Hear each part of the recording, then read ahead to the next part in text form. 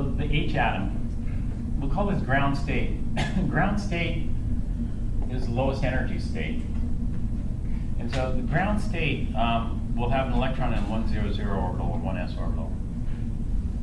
And that electron can either be spin up or spin down. If the electron is spin up, we'll just put it here. We'll write an arrow up. Or it can be spin down. It doesn't matter. You know, they're both going to be the same energy. Spin up or spin down. That's hydrogen. But this electron can be promoted to what we call an excited state. And so if that electron gets excited, it can move up to higher energies here, different orbitals. And so ground state, excited state.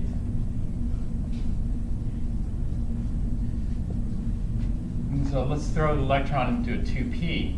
And so how would you describe this electron here? Actually, it doesn't matter if it's spin up or spin down.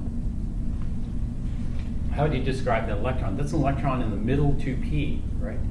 But we need to be a little bit more specific. That's an electron in the 210. That's a 210 electron.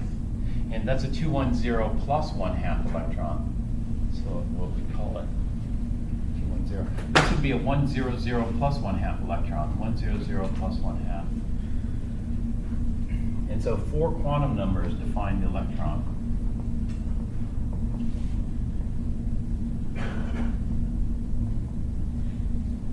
In an atom.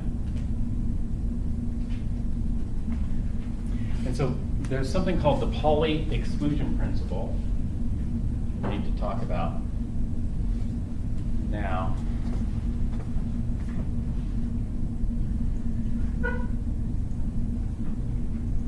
So the one is 100 plus 1/2, and then the other one is 210 plus 1/2. Wouldn't it be minus to be in the This middle? one?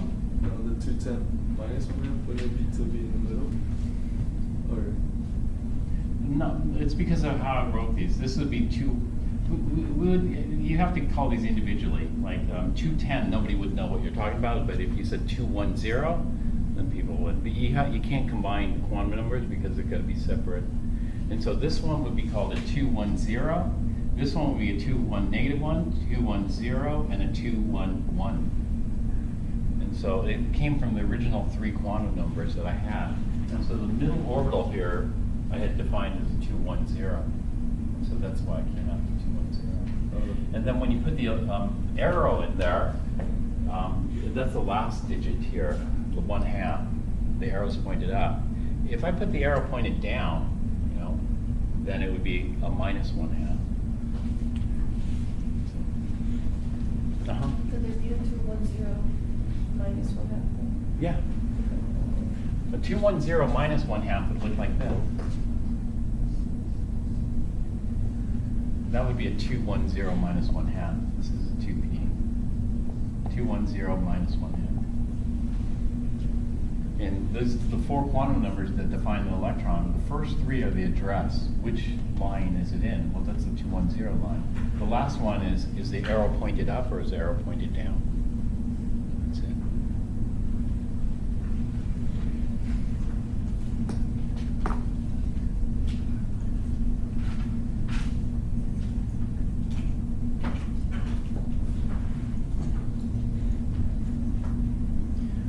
So the Pauli exclusion principle says this, that more than 2 electrons cannot occupy the same orbital. In other words, the max capacity for an orbital is 2 electrons. The reason is this, Pauli exclusion principle says that no 2 electrons in an atom can have the same set of 4 quantum numbers. And so I can't have another electron here that has the same set of 4 quantum numbers. That would be a 210 plus 1/2. And a 210 plus 1/2. That would be a violation of the Pauli exclusion principle. And therefore, I could have an electron pointed down like this. So this is allowed by the Pauli exclusion principle. If I have an electron pointed down, then one of those is plus 1/2, the other is minus 1/2. So they'd have a unique set of 4 quantum numbers. And so what the Pauli exclusion principle says is because no 2 electrons in an atom can have the same set of 4 quantum numbers, the maximum capacity of an orbital is 2 electrons. And so an orbital could be empty, like these 2 orbitals are empty here. Orbital could have 1 electron like this, and an orbital could have 2 electrons. An orbital that has 2 electrons would be like helium. Helium has 2 electrons. We're going to put it in the ground state. The ground state just means the lowest energy state possible. So the lowest energy state possible for the first electron in helium is 1 electron in the 1s orbital. It could be spin up or spin down. But the second electron has to be the opposite spin. That means this electron would be called what? A 1, 0, 0, Plus 1 and this one would be a 1, 0, 0. Now, if I can try to put a third electron in there, I only have plus 1.5, minus 1.5. There's only 2 choices, so I can't put a third electron in there. So the third electron has to go up here. And so for lithium, well, lithium's going to have 1 electron in the 2, 0, 0. So this would be a 2, 0, 0 plus 1/2. And then I go to beryllium with 4 electrons. That would be a 2, 0, 0 minus 1/2. And now it's full. That orbital's full. And so if I go to a 5th electron, boron, that has to go to the next empty orbital. The next empty orbital will be a 2p. I can pick any of these 3. It doesn't matter. They're all the same. The only difference is the orientation. And so most people just pick the first, and I can go spin up or spin down. Most people spin up. What would that electron be called? That would be for boron. 2 with -1 plus 1/2. Yeah, 2, 1, -1 plus 1/2. Now, I go from boron to carbon. Carbon has 1 more electron. Where should I put that 1 more electron? Now I have a choice. Now I have 3 orbitals that are equivalent in energy. These orbitals are called energetically degenerate. Energetically degenerate orbitals are orbitals with the same energy. So Pauli exclusion principle told me that the max capacity is 2 electrons. There's another thing I have to be aware of that's not talked about in the book, and that's Hund's rule. What Hund's rule says is that if I have energetically degenerate orbitals, we fill them singly, that is 1 at a time, with parallel spin. And so the next electron is not going to go in this orbital. Turns out it's lower in energy to put it into the next orbital with the same spin orientation. And so this would be like carbon. Carbon would have 1 electron here and 1 electron here. So 2, 1, -1 plus 1/2, and then 2, 1, 0 plus 1/2 would be carbon. And then after carbon comes nitrogen. And so the third electron has to go into the next orbital. This is Hund's rule with parallel spin. And so after nitrogen comes oxygen. Now I have no choice. I have to pair. And so I'll just pair this one. And when I pair it, it has to be opposing spin, not parallel spin, not the same spin. So this will be oxygen. And then fluorine has 1 more electron. It'll be fluorine. And then neon has 1 more electron. So an interesting thing happens when we get to neon. What happened there? What happens is it filled the shell.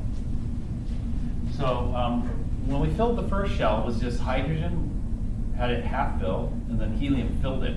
And so this is the helium shell. So if we fill the first shell and the second shell, then we're at neon. Neon has a filled shell here. And then we go from neon here to the next, which would be sodium. Sodium has 1 electron here, and we continue on. We build up shells and electrons, orbitals this way.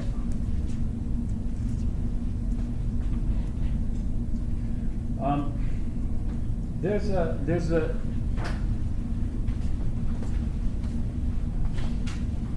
easier way to represent these, but they aren't as descriptive or as informative. You know, this diagram, what is this diagram called again? The energy level diagram? The energy level diagram is the best.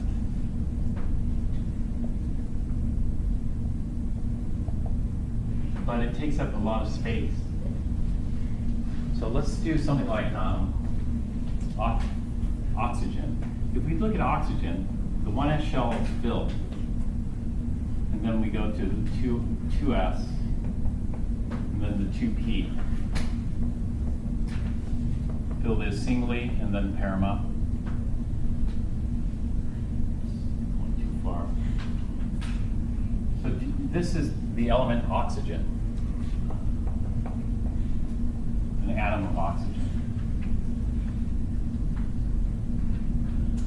There's a shorthand or compact form of this. Compact is called electron configuration.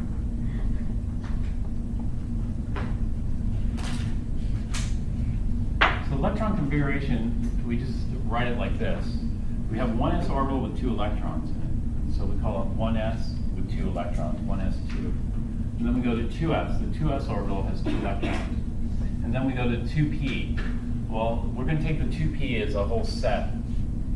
The 2p is going to have 1, 2, 3, 4 electrons. So this would be 2p4. This would be oxygen's electron configuration. We could also abbreviate too. For example, 1s2 is the same electron configuration as helium, so we could use this symbol and say 2s2, 2p4. So let's take a look at some of these electron configurations here.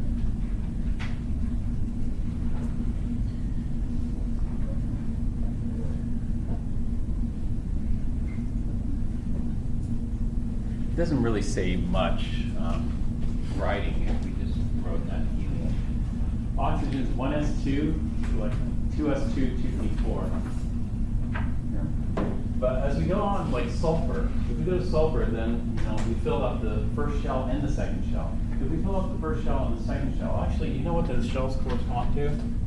Look, first shell, second shell, third shell. They're called periods in your supplement. That's because they match with the periodic table.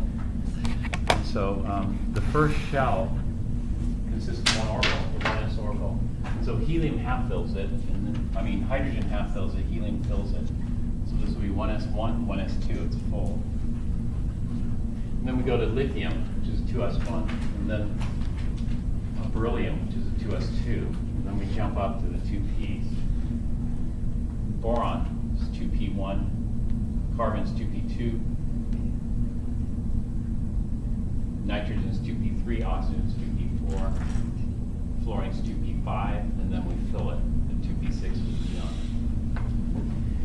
And so here's the first shell, the second shell, the third shell. The third shell consists of the 3s and the 3p. The fourth shell consists of the 4s, 3d, 4p. The fifth shell has the 5s, the 4d, and the 5p. The sixth shell is funny. The sixth shell, there's not enough room here, it's split. The sixth and the seventh shell.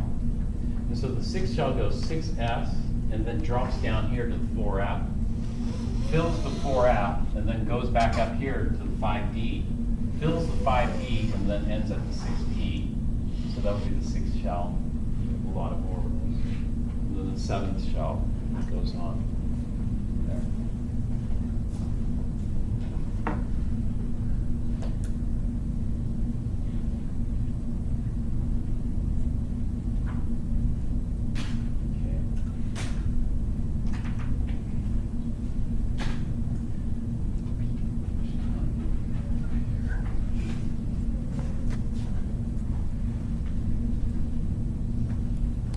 All right, there's some more terminology here. The outer shell electrons versus the inner shell electrons.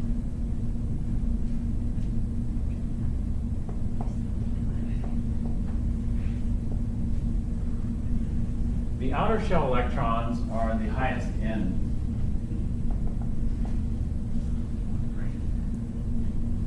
Electrons.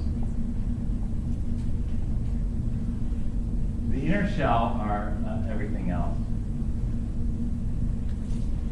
And so if we look at neon, the outer shell would be this filled tube, second shell. The inner shell would be this first shell here. The outer shell we call the valence.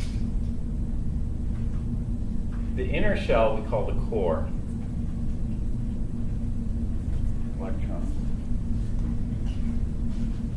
This neon core, argon core, that's for talking about the shorthand way of writing this.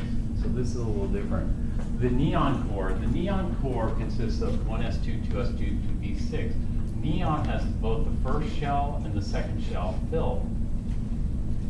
And so if we're doing aluminum, the first shell, the second shell are filled, and the third shell is partially filled.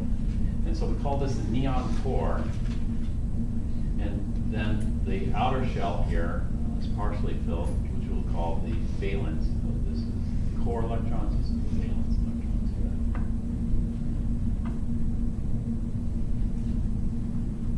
This is zinc. Zinc is a little bit more complicated of how we define the core versus the valence. But basically, if we fill the first shell, the second shell, and the third shell, that's the same as argon.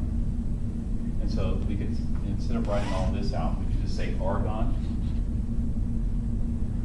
This is the wrong one. What is this one? 4s1. What element is 4s1? Do you know what element 4s1 is?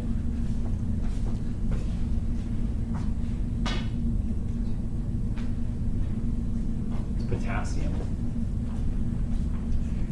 Potassium is the first shell is filled, 1s2. Second shell is filled, 2s2, 2p6. Third shell is filled, 3s2, 3p6. And then 4s1 here, that would be potassium. But rather than writing all that out, what we could say is argon, which is the nearest noble gas. So they show square brackets here, 4s1. So electron configuration for potassium is argon, 4s1.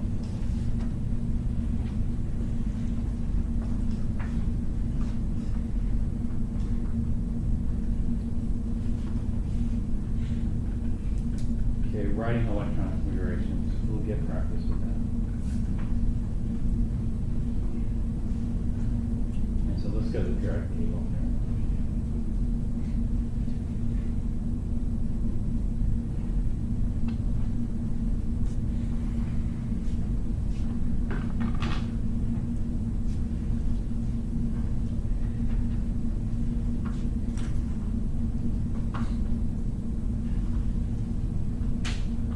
Okay, let's write the orbital energy level diagram for. Let's write the orbital energy level diagram for chromium. Chromium is right here. Chromium.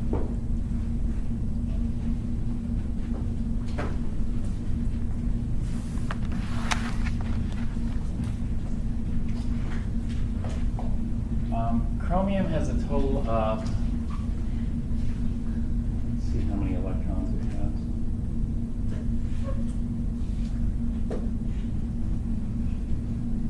Chromium has a total of 24 electrons.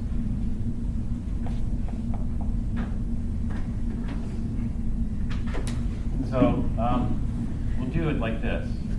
Right off the 1s. How many electrons in the 1s? It's going to fill it. That takes care of 2. This is the first shell is filled. We'll go on to the next shell, 2s. 2s is going to be filled. That takes care of 4 electrons. And then we'll go to the next subshell. The next subshell will be the 2p. 2p is going to be filled. And so the helium, neon is filled. And then we'll go on to the 3s. Filled, and then 3p is also filled. Takes care of 18 electrons right there. And then we're going to go to 4s. 4s should be filled. That's 1920. And we have 4 electrons left over. After 4s comes what? 3d. 3d. There are 5 more. 3d. So we go 4s. So we have 18, 19, 20 electrons. Now Hund's rule says that, how do I fill the 3Ds? I have 4 electrons to put in there. I should fill them, Parallel. yeah, singly with parallel spins. 1, 2, 3, 4. Takes care of it. So this is what we see. This is chromium.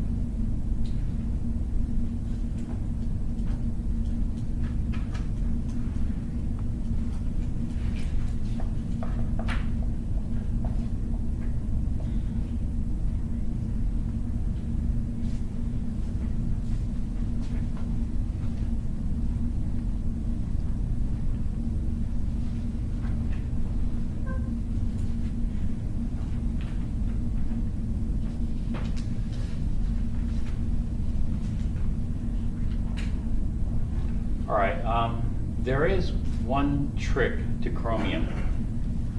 This is what we expect, but what's observed is different. There's very few exceptions. Chromium is one of the exceptions I want to talk about, Karen.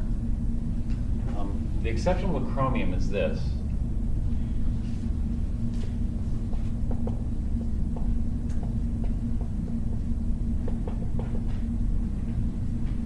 The exception has to do with the stability of filled and half-filled subshells. We'll say D subshells. Because the S and P subshells don't really factor much into this. And so when, let's say the 3D is completely filled with 10 electrons. When the 3Ds completely fill, then there's some additional stability associated with that. This is like you have a beautiful cake, you know, like this, that's filled, no slices taken out of it. But a half-filled 3D is also favorable. A half-filled is like this. Half-filled like that. Now half-filled, the thing about the half-filled is it's like this cake, and you have half the cake. But is it like this? Do you slice the cake like this? No. Because if you slice the cake like that, then it would look like this. If you were to slice the cake like that, then that would be what we'd have there. But that's not what we do. How do we slice the cake? We slice the cake like this. And so we'll just take the top half. Let's say this is a 2-layered cake. We take the top layer off. So it's half as thick, but it's still got that symmetry. And so there's additional stability with that. And so when we have filled, we got the stability there. When we have half filled, we got the stability there. But do we have half filled here? No. You know, this is like half the cake, like this, with a slice taken out. Yeah. Well, you don't like that slice taken out of the half cake, do you? And so what we can do is this. We could take a slice out of the 4S and then promote it to the 3D. So the exception here is this weird thing happens. The weird thing happens is this. We'll take an electron here and promote it here. And the reason is so that we can fill in this last remaining slice. Like this.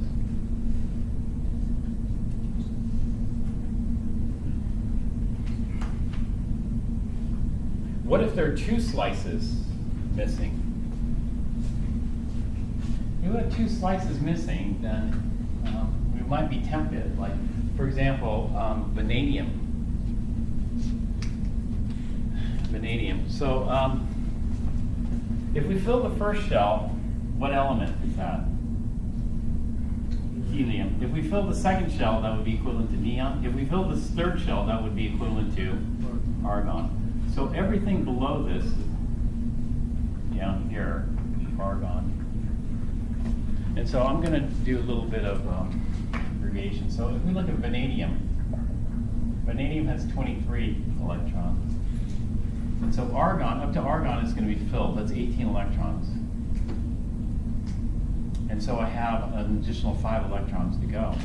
And so we go fill to argon core, and then the next orbital that comes up is 4s, which we put 2 electrons in to fill that out. And then we go over to the 3D. 3D orbitals like this. And so we have an additional 3 left over. So now we have 2 slices missing out of my half cake. Slice here and a slice here. So if there are 2 slices missing, can I take both of these electrons and promote it here to fill up? No, it turns out I can only do 1. Only the max I can promote is 1 electron. And so this exception only happens with chromium to get that half filled. And so what's observed for chromium, vanadium, it's too much energy to cost. We can't promote both. And if we promote 1, it doesn't make much of a difference because we're still missing a slice, so it doesn't make much difference. And so nothing's promoted. But for chromium, something is promoted.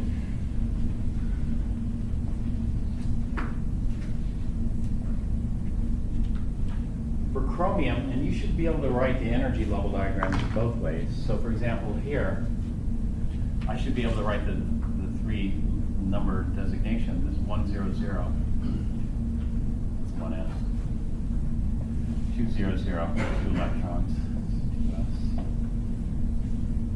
2, 1, negative 1, 2, 1, 0, 2, 1, 1, 2p. These are filled. 3s would be filled. That would be 300. The 3p would be filled. Okay, that's 3, 1, negative 1, 3, 1, 0, 3, 1, 1. So again, this is filled to argon, this 18 electrons right there. As far as electron configuration goes, it's 1s2, 2s2, 2p6, 3s2, 3p6. Up to here is argon. Okay, then we go to 4s, to the 400.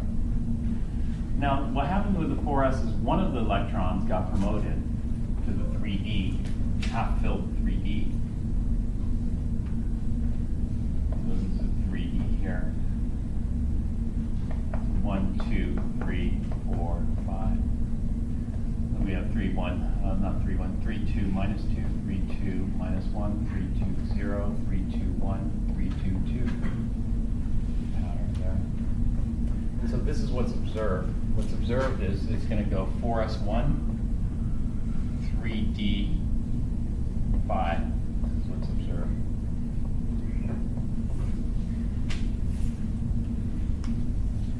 And so what we're going to do is we're going to take that 400 minus 1/2 electron and make that a 322 plus 1/2 kind of thing.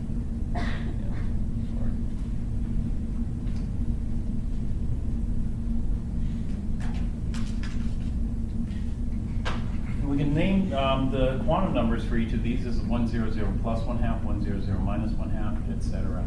We can do that for each all of these.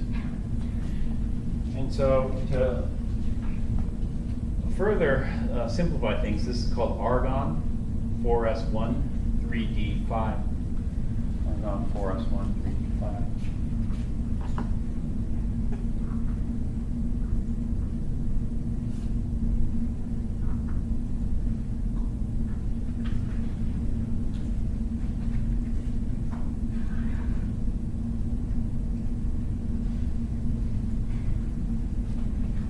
So it follows that we only see this one exception here.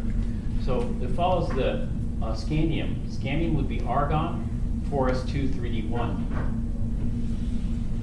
Titanium would be argon 4s2 3d2. Vanadium 4s2, 3d3. Chromium should be 4s2, 3d4, but d4 is 1 electron short of half. It does 3d5. Manganese is okay at half filled. It would be 4s2, 3d5, so it fills that. And then iron, 4s2, 3d6. Cobalt, 4s2, 3d7. Nickel, 4s2, 3d8. Copper should be 4s2, 3d9.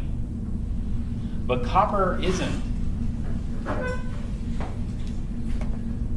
Can you draw the energy level diagram for copper?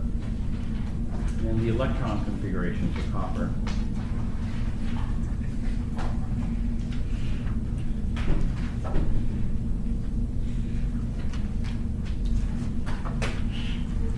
Draw it from 1s.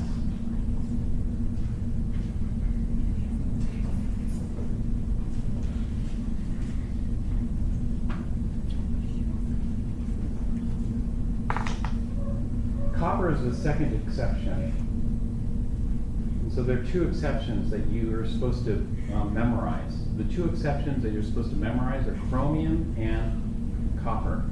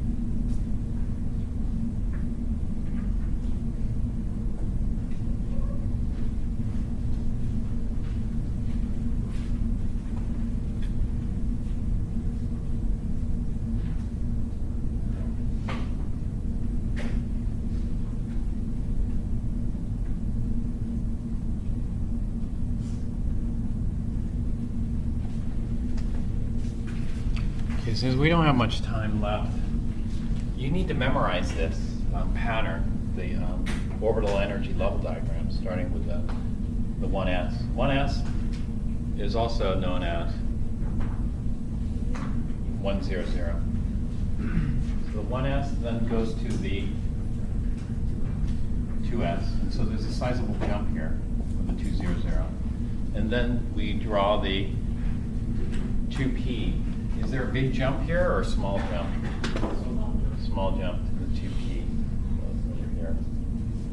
That's a 2, 1, negative 1, 2, 1, 0, 2, 1, 1. And then from the 2p, we'll have a jump to the 3s. It's not a huge jump, but it's a significant jump. 300. And then from the 3s to the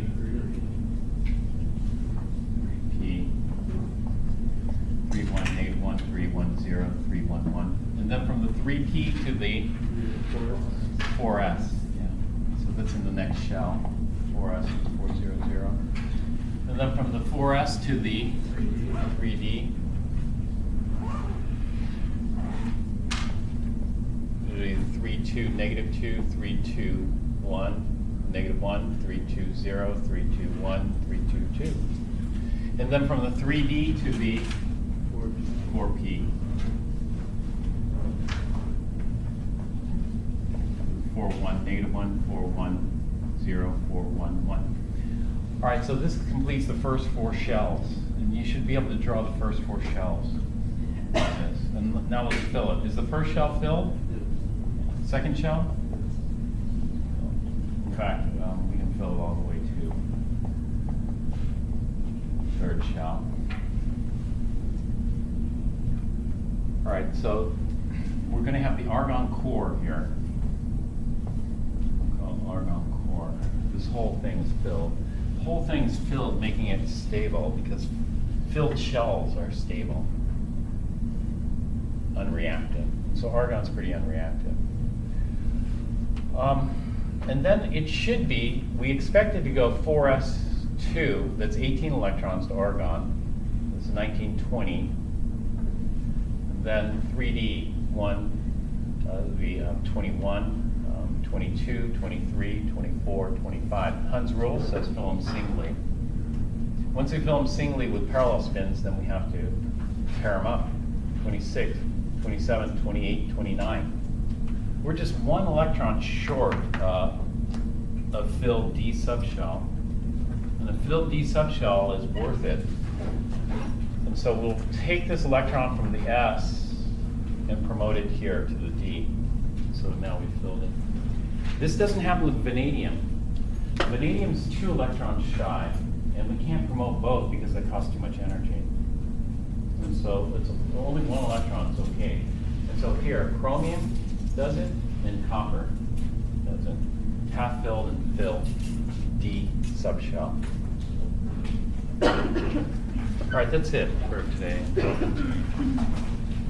Next time.